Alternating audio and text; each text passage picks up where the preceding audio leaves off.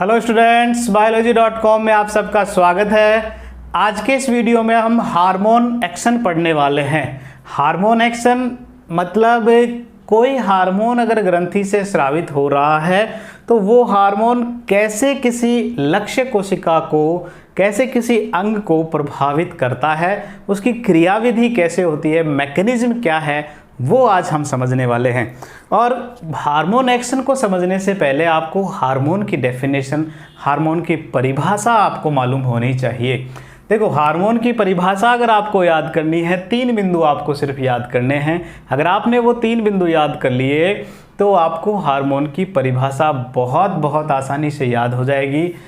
पहली चीज़ आपको जो हार्मोन की परिभाषा में याद करनी है वो ये कि ये सूक्ष्म मात्रा में उत्पन्न होते हैं।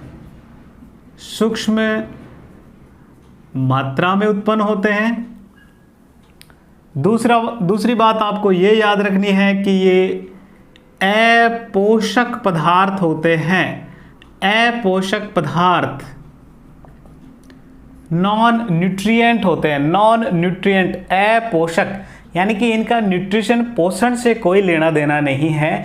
ये किसी तरह के आपको ऊर्जा, पोषण देने वाले नहीं हैं।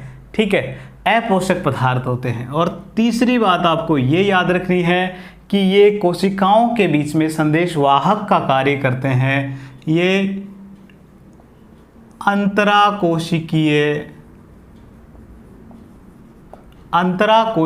संदेशवाहक की तरह कार्य करते हैं। इंटरसेलुलर मैसेंजर की तरह कार्य करते हैं। अंतरकोशिकीय संदेशवाहक, इंटरसेलुलर मैसेंजर की तरह कार्य करते हैं।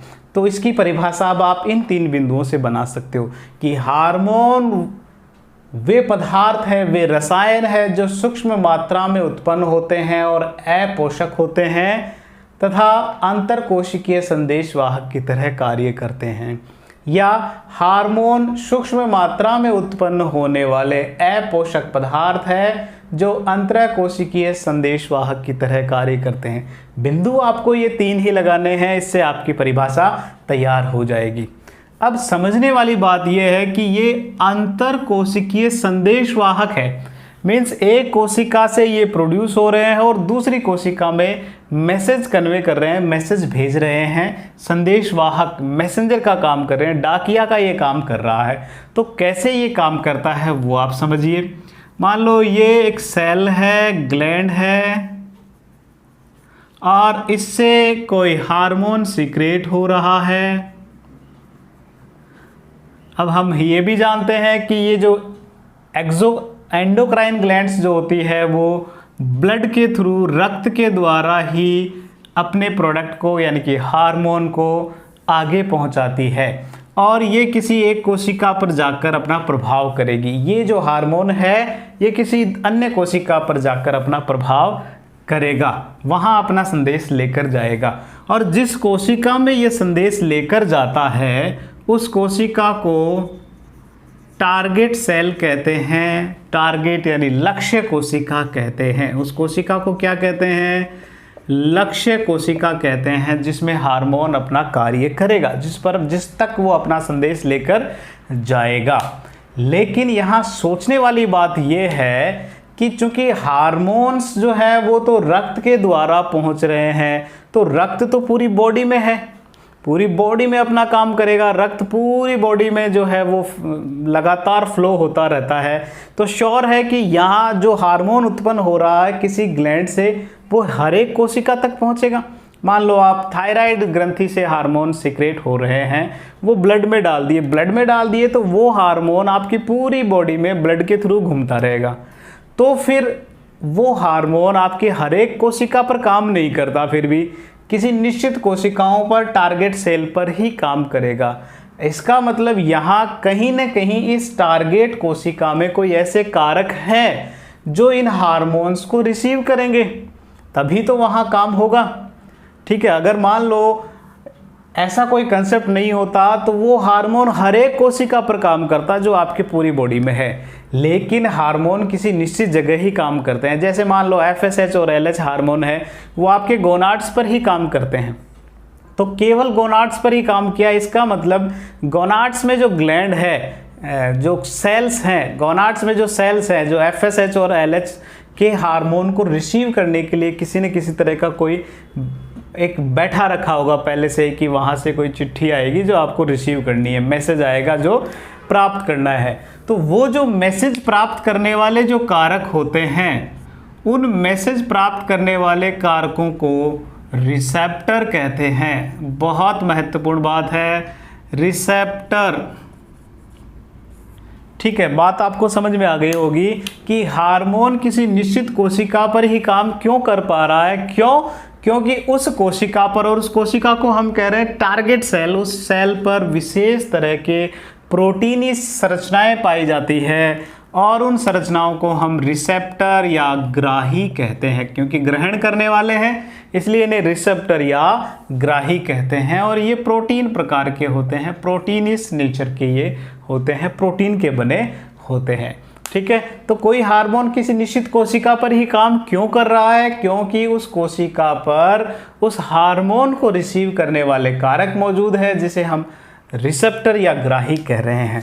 अब ग्राही से संबंधित मैं आपको 2-3 बातें बता रहा हूं जो बहुत बहुत महत्वपूर्ण है, जो हार्मोन एक्शन में आपको काम आने वाली है।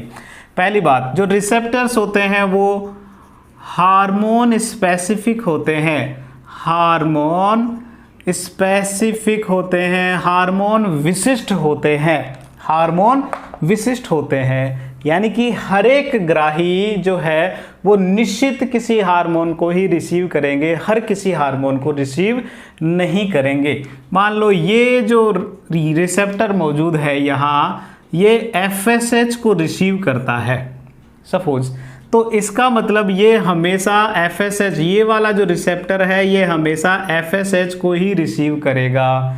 क्या ये LH को रिसीव करेगा? नहीं, ये LH को रिसीव नहीं करेगा, या T4 या T3 या और भी बहुत सारे हैं, क्या उनको ये रिसीव करेगा? नहीं, ये इनको रिसीव नहीं करेगा। केवल और केवल कौन से हार्मोन को रिसीव करेगा? FSH को।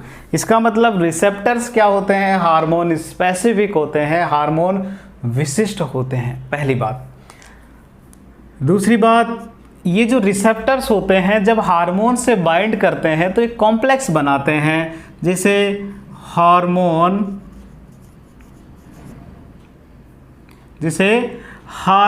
रिसेप्टर कॉम्प्लेक्स कहते हैं, जिसे हार्मोन रिसेप्टर कॉम्प्लेक्स कहते हैं। चूँकि हार्मोन और रिसेप्टर आपस में बाइंड कर चुके हैं, दोनों आपस में जुड़ गए। जैसे ये FSH मान लो यहाँ ये आकर यहाँ जुड़ गया, तो अब ये जुड़ी हुई जो संरचना है जिसमें हार्मोन है और रिसेप्टर है, इस कॉम्प्लेक्स को हम हार्मोन रिसेप्टर कॉम्प्लेक्स कहते हैं। बहुत सीधी सी बात है। तीसरी बात, हार्मोन्स जो है वो यहाँ इन रिसेप्टर्स पर बाइंड करे, इसलिए रिसेप्टर्स की भी कुछ स्पेसिफिक जगह होते हैं। रिसेप्टर्स भी जो है वो कहाँ पाए जाते हैं, इस आधार पर 2 तरह के होते हैं। रिसेप्टर्स की पोजीशन के आधार पे बात कर रहे हैं। ये जो बात हो रही है ये हो रही है पोजीशन, उसकी स्थिति के आधार पर जो रिसेप्टर्स होते हैं वो 2 प्रकार के होते हैं, और इसे समझना बहुत बहुत महत्वपूर्ण है, ध्यान रखना। एक तो हार्मोन स्पेसिफिक भी बहुत महत्वपूर्ण है, और हार्मोन जो रिसेप्टर्स जो हैं वो 2 प्रकार के होते हैं, ये भी बहुत महत्वपूर्ण है, जो आपको अभी हार्मोन एक्शन में और बढ़िया समझ में भी आएगा और ज़रूरी भी होगा। रिसेप्टर्स जो है वो 2 तरह के होते हैं। एक रिसेप्टर्स वो हैं जो इसकी सेल की, टारगेट सेल की मेम्ब्रेन पर ही पाए जाते हैं, मेम्ब्रेन से जुड़े होते हैं, इसलिए इन्हें मेम्ब्रेन बाउंड रिसेप्टर्स कहते हैं। चूँकि मेम्ब्रेन से बाउंड है, मेम्ब्रेन से जुड़े हुए हैं, तो झिल्ली योजित ग्राही मेम्ब्रेन बाउंड रिसेप्टर्स कहलाते हैं। दूसरे ऐसे रिसेप्टर्स हैं जो सेल के भीतर पाए जाते हैं, कोशिका के भीतर पाए जाते हैं। चूँकि सेल के अंदर होते हैं इसलिए इन्हें सेल के भीतर है तो सेलुलर रिसेप्टर कहते हैं। रिसेप्टर्स जो झिल्ली पर है, सेल वॉल पर है, सेल मेम्ब्रेन पर है तो उन्हें मेम्ब्रेन बाउंड रिसेप्टर, और अगर सेल के भीतर है तो इंट्रा सेलुलर रिसेप्टर्स कहलाते हैं। ठीक है, तो दो तरह के रिसेप्टर्स हैं। तो ये तो बात हुई रिसेप्टर्स की। यहाँ हमने इस हिस्से में रिसेप्टर्स को समझा। अब इस हिस्से में हम इस हार्मोन्स की भी बात कर लें, उसके बाद में हम इस एक्शन को समझेंगे कि हार्मोन एक्शन कैसे होता है। देखो, हार्मोन्स भी जो है वो उनकी रासायनिक नेचर के आधार पे वो कैसे बने हैं, उस आधार पर 4 प्रकार के हो सकते हैं। 4 प्रकार के होते हैं। पहले होते हैं पेप्टाइड प्रकार के। पेप्टाइड, और चूंकि पेप्टाइड है तो पेप्टाइड को ही हम प्रोटीन कहते हैं, पॉलीपेप्टाइड को तो प्रोटीन प्रकृति के या पेप्टाइड नेचर के। और इसी का एक छोटा हिस्सा भी है एमीन प्रकार के, एमीन डेरिवेटिव्स। तीसरे स्टीरॉयड प्रकृति के, वसा प्रकृति के, और चौथे हैं आयोडोथायरोनिन। क्योंकि आयोडोथायरोनिन की बात करें, आयोडीन इसमें मौजूद है तो आयोडीन वाले हार्मोन एक ही हैं। थायरोक्सिन हार्मोन, थायराइड ग्लैंड वाले हार्मोन, जिन्हें मुख्यतः हम T3 और T4 कहते हैं, ये तो है आयोडोथायरोनिन। स्टीरॉयड हार्मोन्स जितने भी गोनाडल ग्लैंड्स यानी कि अंडाशय और वृषण से जो सिक्रेट हो रहे हैं, गोनाड्स पर काम करने वाले जो हार्मोन्स हैं वो अधिकतर स्टीरॉयड नेचर के ही होते हैं। ठीक है, जैसे है एंड्रोजन्स। एंड्रोजन्स में जैसे टेस्टोस्टेरोन, इसके अलावा एस्ट्रोजन, इसके अलावा प्रोजेस्टेरोन। ठीक है, एस्ट्रोजन, प्रोजेस्टेरोन, टेस्टोस्टेरोन, इसके अलावा एल्डोस्टेरोन ये कहाँ से सिक्रेट होता है? एड्रिनल ग्लैंड से। एल्डोस्टेरोन एड्रिनल कॉर्टेक्स से। इसी अलावा कॉर्टेक्स का एक और है, एड्रिनल कॉर्टेक्स का कॉर्टिसोल। ये सभी जो हैं वो स्टीरॉयड नेचर के हार्मोन्स हैं। एमीन डेरिवेटिव्स में कैटकोलेमीन्स आते हैं। कैटकोलेमीन्स, एमीन्स आ रहा है, कैटकोल एमीन्स, ये एमीन प्रकार के होते हैं, एमिनो एसिड से बने हैं। इस तरीके से आप समझें, जैसे एड्रीनलिन, जैसे नॉर एड्रीनलिन जो एड्रिनल ग्लैंड के मेडुला भाग से सीक्रेट हो रहे हैं। इसी तरह डोपामीन, तो ये भी एमीन प्रकार के हैं। पेप्टाइड प्रकार के या प्रोटीन प्रकृति के जो हार्मोन्स हैं वो कौन कौन से हैं? तो पीयूष ग्रंथि से सिक्रेट होने वाले जितने भी हार्मोन हैं वो सभी पेप्टाइड प्रकृति के होते हैं। इसके अलावा हाइपोथैलेमस से सिक्रेट होने वाले सभी हार्मोन्स ये भी प्रोटीन प्रकृति के होते हैं। एक और जो बहुत महत्वपूर्ण है, इंसुलिन, हमने पहले भी पढ़ा है। इंसुलिन ये भी प्रोटीन प्रकृति का ये हार्मोन है। इसी का अपोजिट काम करने वाला ग्लूकागॉन, ये भी प्रोटीन प्रकृति का हार्मोन है। तो इस तरह हार्मोन्स जो हैं वो 4 प्रकार के हैं, पेप्टाइड प्रकृति के, एमीन प्रकृति के, स्टीरॉयड और आयोडोथायरोनिन।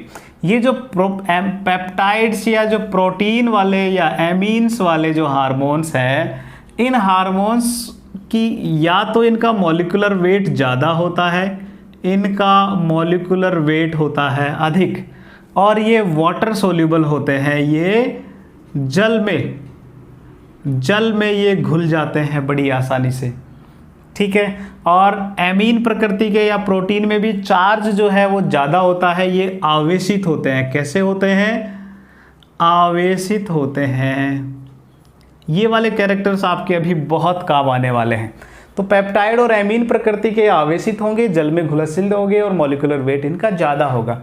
जबकि जो स्टीरॉयड हार्मोन और आयोडोथायरोनिन जो हार्मोन्स हैं, ये जो है इनमें या तो चार्ज होगा नहीं, आवेशित नहीं होते, अनावेशित होते हैं। ये वसा में घुलते हैं, ये फैट सोल्यूबल होते हैं, वसा में घुलनशील होते हैं, और इनका जो मॉलिक्यूलर वेट जो है, अणुभार जो है वो भी कम होता है, अणुभार भी कम होता है। ये वाले कैरेक्टर्स आपको ज़रूर याद रखने हैं। पेप्टाइड या एमीन प्रकार के जो हार्मोन है वो उनका अणुभार ज़्यादा होता है, जल में घुलनशील होते हैं और आवेशित होते हैं, जबकि स्टेरॉयड हार्मोन्स जो है उन पे चार्ज नहीं पाया जाता, वो वसा में घुलनशील होते हैं और उनका अणुभार भी कम होता है। ठीक है, यहाँ तक आपको बात समझ में आ गई होगी। तो अभी तक हमने क्या पढ़ा कि हार्मोन्स क्या होते हैं, हार्मोन्स कितने प्रकार के हैं, उनको रिसीव करने वाले टारगेट सेल पे क्या प्रोटीन प्रकृति के कैसे कारक पाए जाते हैं जिन्हें ग्राही कहते हैं, रिसेप्टर्स या ग्राही, उनकी हमने विशेषताएं देखी कि वो हार्मोन स्पेसिफिक होते हैं, कॉम्प्लेक्स बनाते हैं, हार्मोन रिसेप्टर कॉम्प्लेक्स, और दो प्रकार के होते हैं, मेम्ब्रेन बाउंड और इंट्रा सेलुलर रिसेप्टर्स, जो कोशिका के भीतर होते हैं, मेम्ब्रेन बाउंड कोशिका झिल्ली पर पाए जाते हैं। यहाँ तक आपको बात समझ में आ गई होगी। अब हम बात करते हैं कि ये जो कार्य हो रहा है, ये जो हार्मोन एक्शन होता है वो कैसे होता है और उससे कोशिका में क्या प्रभाव होते हैं, उसे हम डिटेल से समझते हैं। देखो, हार्मोन्स जो हैं वो टारगेट कोशिका तक जाएंगे और टारगेट कोशिका तक जो है वो अपना संदेश पहुंचाएंगे, मैसेज पहुंचाएंगे। ठीक है, यहाँ तक बात समझ में आ गई होगी। और हार्मोन्स भी दो प्रकार के हैं जो हमने पढ़े, मुख्यतः दो प्रकार के हैं, प्रोटीन प्रकृति के जिनका मॉलिक्यूलर वेट क्या है, अधिक है, जो आवेशित है और जो जल में घुलनशील है, और वसा प्रकृति के, स्टेरॉयड प्रकृति के, वो जो है उनका मॉलिक्यूलर वेट कम है, मॉलिक्यूलर वेट उनका कम होता है, वसा में वो घुलनशील होते हैं और आवेश भी उन पर कम होता है। उस आधार पर जो है वो हार्मोन एक्शन हम दो तरीके से समझेंगे। पहला जो हार्मोन एक्शन है वो प्रोटीनियस हार्मोन्स के लिए हम देखते हैं, या पेप्टाइड हार्मोन्स की बात कर रहे हैं हम, पेप्टाइड हार्मोन एक्शन की हम बात करेंगे यहाँ। और नीचे जो हम बात करने वाले हैं वो स्टेरॉयड हार्मोन एक्शन की बात करेंगे। ठीक है, ऊपर हम बात करने वाले हैं पेप्टाइड हार्मोन एक्शन की और यहाँ हम बात करेंगे स्टेरॉयड हार्मोन एक्शन की। देखो, ये मान लो मैंने ये बनाई सेल मेम्ब्रेन। सेल मेम्ब्रेन की क्या विशेषता होती है कि वो डबल लेयर होती है और फास्फोलिपिड्स की बनी होती है, मुख्यतः फास्फोलिपिड की बनी होती है। बीच बीच में कहीं उनमें प्रोटीन्स पाए जाते हैं, बाह्य प्रोटीन या समाकलित प्रोटीन, बीच बीच में कहीं उनमें प्रोटीन। यहाँ आप न्यूक्लियस भी बना सकते हो समझने के लिए, ये न्यूक्लियस में डीएनए आरएनए कहीं है।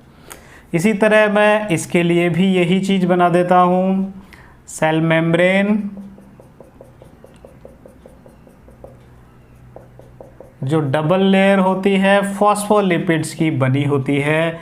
ये भीतर न्यूक्लियस इसमें ज़रूरत पड़ेगी, इसलिए इसे थोड़ा बड़ा बना देते हैं समझने के लिए।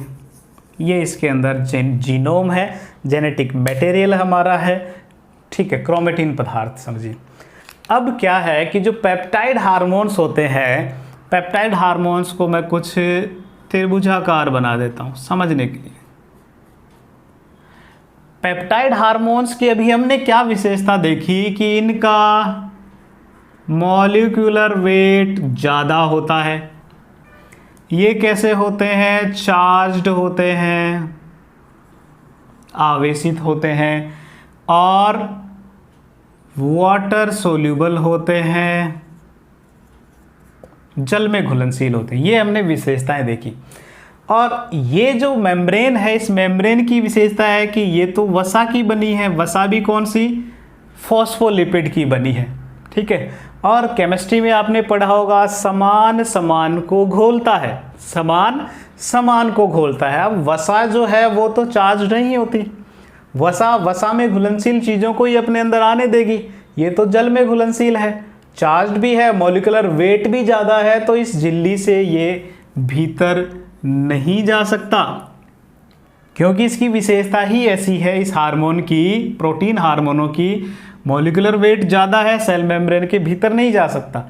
चार्ज्ड है, आवेशित है, ये आवेशित कम होती है या नहीं होती, तो ऐसे में इसका जो है ये बाहर ही रखेगी, चार्ज को ही ये बाहर रखती है, और वाटर सोल्यूबल है, वसा में घुलनशील होती है तो ये इसके भीतर प्रवेश कर जाता है, तो जल में घुलनशील है। तो ऐसे में ये हार्मोन कोशिका झिल्ली से सेल मेम्ब्रेन से भीतर जा नहीं सकते।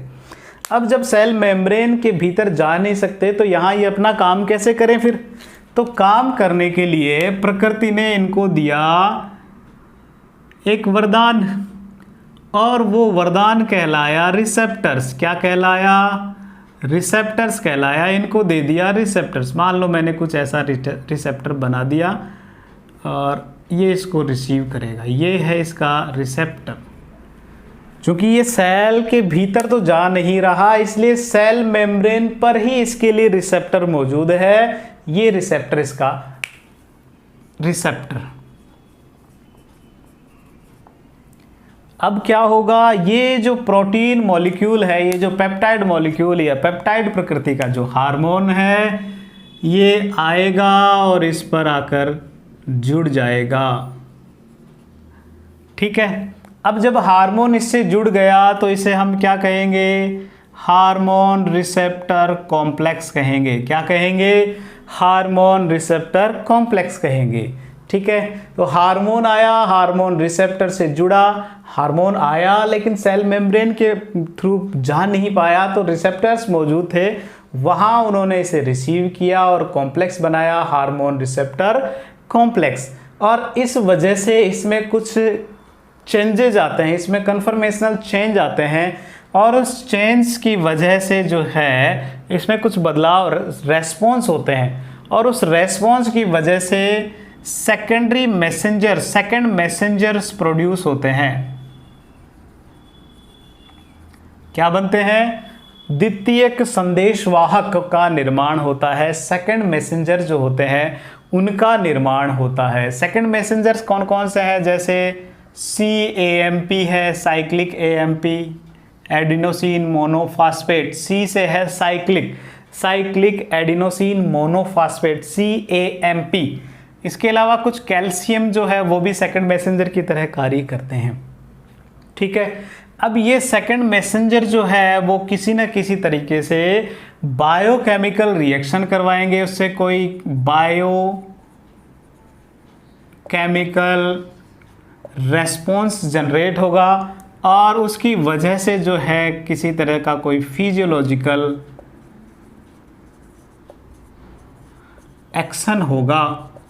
जैसे उस कोशिका की वृद्धि हो सकती है या किसी और कारक को वो बना सकते हैं। ज़्यादातर मेटाबॉलिज्म से रिलेटेड कार्य यहाँ होंगे फिजियोलॉजिकल एक्शंस में। ठीक है, अब देखो इसके मुख्य बिंदु में दोहरा देता हूँ। क्या क्या यहाँ एक घटनाएं हुई जो आपको क्वेश्चन में, नीट एग्जाम में सीधे सीधे कथन दिए जा सकते हैं और उसे आपको अलग करना होगा। तो यहाँ आपको जो मुख्य बिंदु आपको दिमाग में रखने हैं वो मैं बता रहा हूँ। पहला हमने क्या देखा कि प्रोटीन हार्मोन कोशिका के भीतर प्रवेश नहीं करते। पहला बिंदु, प्रोटीन हार्मोन जो है कोशिका के भीतर जाते हैं क्या? नहीं, वो तो बाहर ही रह जाते हैं। पहला बिंदु। दूसरा, प्रोटीन हार्मोन्स के लिए रिसेप्टर कहाँ होते हैं? रिसेप्टर सेल मेम्ब्रेन, कोशिका झिल्ली ही पर ही पाए जाते हैं। तो रिसेप्टर कहाँ होते हैं? कोशिका झिल्ली पर ही। अभी हमने थोड़ी देर पहले पढ़ा कि ऐसे रिसेप्टर्स जो सेल मेम्ब्रेन, कोशिका झिल्ली पर पाए जाते हैं क्या कहलाते हैं? वो कहलाते हैं मेम्ब्रेन बाउंड रिसेप्टर्स। क्या कहलाते हैं? Membrane bound receptors. तो प्रोटीन हार्मोन्स के लिए मेम्ब्रेन बाउंड रिसेप्टर्स पाए जाते हैं। दो बात। तीसरी चीज, ये जो कॉम्प्लेक्स बना, ये कॉम्प्लेक्स बना कहाँ? हार्मोन रिसेप्टर कॉम्प्लेक्स की अगर बात करें तो ये बना कहाँ? ये सेल मेम्ब्रेन पर ही बना। तो तीसरा बिंदु, रिसेप्टर हार्मोन का जो कॉम्प्लेक्स है वो सेल मेम्ब्रेन पर ही बना। चौथी और बहुत बहुत महत्वपूर्ण बात आपको याद रखनी है कि इसमें सेकंड मैसेंजर्स प्रोड्यूस होते हैं, सेकंड मैसेंजर बनते हैं, ठीक है। और पांचवी बात आपको ये रखनी है, ये इसको मिला के हम पांचवी बात कर रहे हैं कि ये किसी न किसी तरह के सेल मेटाबॉलिज्म को इफेक्ट करते हैं, रेगुलेट करते हैं। किसे? सेल मेटाबॉलिज्म को ये रेगुलेट करते हैं। किसे कर रहे हैं? सेल मेटाबॉलिज्म को रेगुलेट कर रहे हैं। तो ये 5 बिंदु आपको हार्मोन एक्शन किसका? पेप्टाइड वाला जो है उसमें रखने हैं। कौन कौन से? हार्मोन, पेप्टाइड हार्मोन कोशिका के भीतर नहीं जाता। दूसरा, रिसेप्टर इसके जो हैं वो सेल मेम्ब्रेन पर ही मौजूद होते हैं, जिन्हें मेम्ब्रेन बाउंड रिसेप्टर्स कह रहे हैं। तीसरा, hormone receptor complex cell membrane पर ही बन रहा है। चौथा, सेकंड मैसेंजर प्रोड्यूस हो रहे हैं। और पांचवा, ये सेल मेटाबॉलिज्म को रेगुलेट कर रहे हैं, ठीक है। तो ये तो हुई पेप्टाइड हार्मोन्स एक्शन की बात। अब बात करते हैं स्टेरॉयड हार्मोन एक्शन की। स्टेरॉयड हार्मोन्स को हम यहाँ रेड कलर में दिखा देते हैं और उसे हम ट्रायंगुलर दिखाया तो इसे चलो गोल बना देते हैं, ठीक है। इसकी क्या विशेषताएं हमने देखी? इनका मॉलिक्यूलर वेट कम होता है, ये फैट सॉल्यूबल होते हैं, वसा में घुल जाते हैं, और चार्ज भी इन पर नहीं पाया जाता, तो इन पर चार्ज नहीं होता। चूँकि फैट सॉल्यूबल है, समान को घोलता है, हम अच्छी तरीके से जानते हैं। और ये जो लेयर है सेल मेम्ब्रेन जो है ये वसा की बनी है, फॉस्फोलिपिड्स की बनी है, तो ये इसे अलाउ कर देगी अंदर आने के लिए, ठीक है। ये भी वसा, तो इसे सीधे अंदर आने दे देगी, ठीक है। यहाँ तक बात समझ में आ गई। चूँकि मॉलिक्यूलर वेट भी कम है तो आसानी से भीतर चला जाएगा। कहीं न कहीं आप ऐसे समझ सकते हो कि यहाँ पर भी भाई भतीजावाद चल रहा है। भाई भतीजावाद, ये वसा है, वसा की वस्तु आ रही है, वसा का ही कोई रसायन आ रहा है, तो उसके से कहेगा कि आराम से जाओ, कोई दिक्कत नहीं, मैं बैठा हूँ। क्यों? क्योंकि ये भी वसा का ही बना है। तो भाई भतीजावाद यहाँ पर भी हो रहा है। अब क्या है कि ये सेल के भीतर पहुंच जाता है।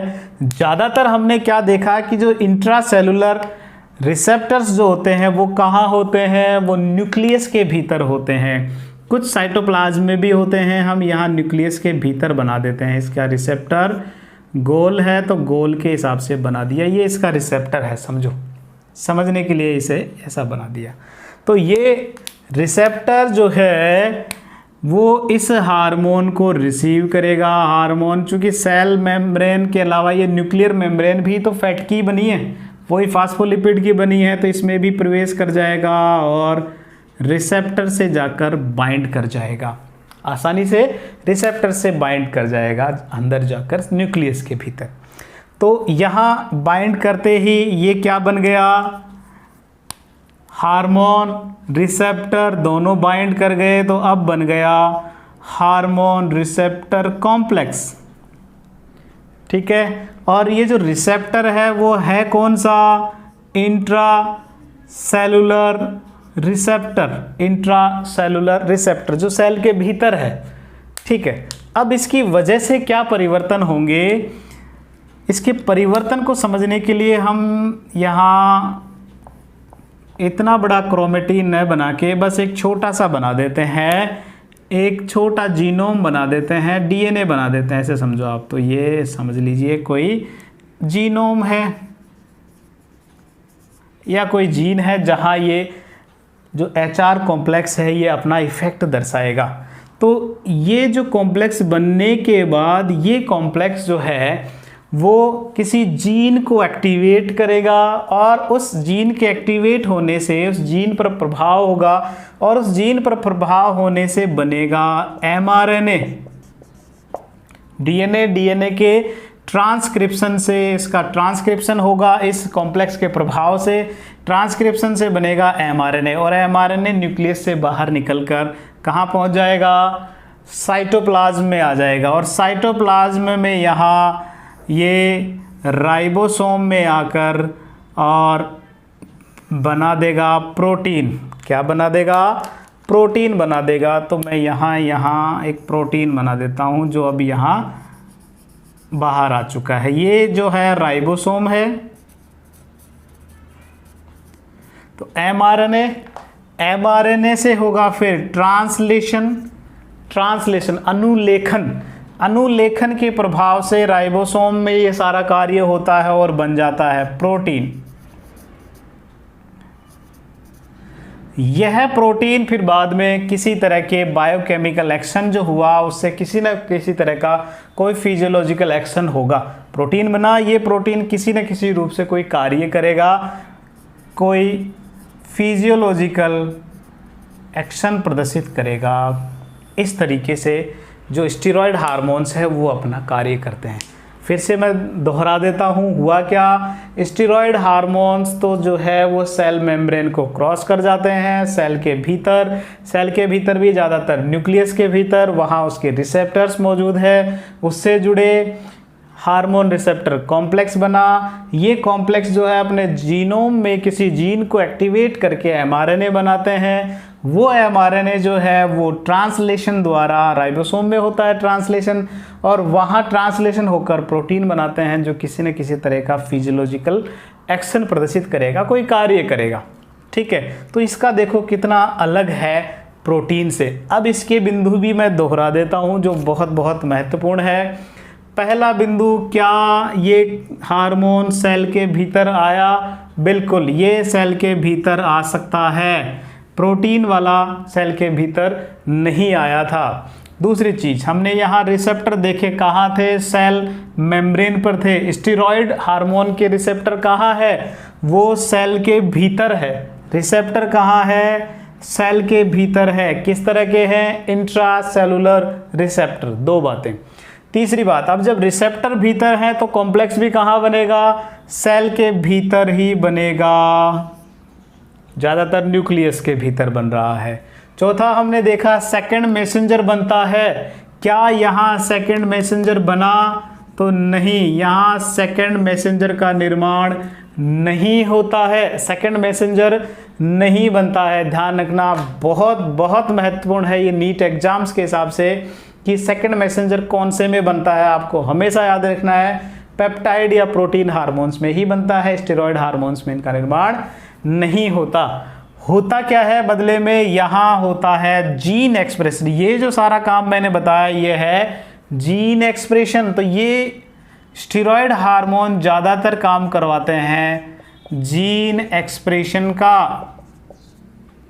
स्टेरॉयड हार्मोन क्या करवा रहे हैं? जीन को एक्सप्रेस करवा रहे हैं, यानी कि जीन को mRNA में बदलकर mRNA से प्रोटीन बनवा रहे हैं। उसी को कहते हैं जीन एक्सप्रेशन, या यूं कहें ये किसी गुणसूत्र को, क्रोमोसोम को एक्टिव करने का, क्रोमोसोमल एक्शन इसका कार्य है, या जीन एक्सप्रेशन का ये कार्य करवाते हैं और उससे जो है वो आगे कार्य होंगे। ठीक है, तो हमने हार्मोन एक्शन पढ़े दो तरीके से, पेप्टाइड हार्मोन एक्शन और स्टेरॉयड हार्मोन एक्शन। उम्मीद है आपको ये समझ में आया होगा। अगर आपको समझ में आया है तो कमेंट करके ज़रूर बताएं आपको वीडियोस कैसे लगे। लाइक करें, शेयर करें और सब्सक्राइब ज़रूर करें। धन्यवाद।